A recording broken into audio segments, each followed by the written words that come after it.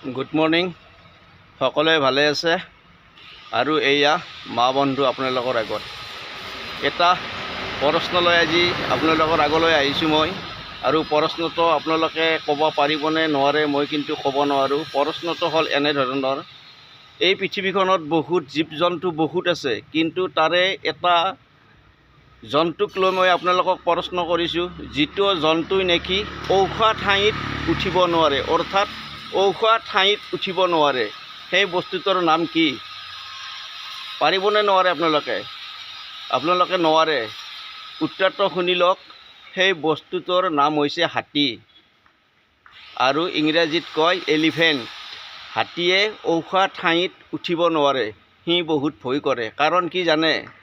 তাৰ পিছফালটো বহুত ভাৰী আৰু গাটো ভাৰী, সেইকাৰণে সি ওখ ঠাইত উঠিবলৈ ভয় কৰে। সি যাতে সহজতে পিছলি আহে, ওখ ঠাইত উঠিলে সি তলফালত দেখি পিছলি আহে, সেইকাৰণে সি উঠিব নোৱাৰে, ভয়তে উঠিব নোৱাৰে। আৰু আপোনালোকক যদি কেতিয়াবা হাতী খেদে জংঘলৰ মাজত, তেতিয়াহ'লে আপোনালোকে ওখ ঠাইলৈ গুচি যাব। তেতিয়া হাতীয়ে ওখ ঠাইত উঠিব নোৱাৰে আৰু বিপদৰ পৰা আপোনালোকে বাচিব পাৰিব।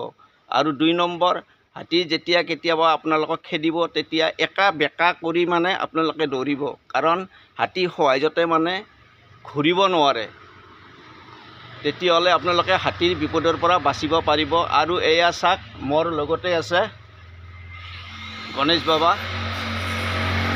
এইটোৱে ওখ ঠাইত উঠিব নোৱাৰে, ই বহুত ভয় কৰে, পিছলি পৰিবৰ কাৰণে ভয় কৰে। এয়া আপোনালোকক স্পষ্ট মই দেখুৱাই দিছোঁ। যদি প্ৰশ্নটো আপোনালোকৰ ভাল লাগিছে, লাইক কৰিব, কমেণ্ট কৰিব, শ্বেয়াৰ কৰিব, আৰু মোক পাহৰি নাযাব। আহিলোঁ বাৰু, বাই বাই।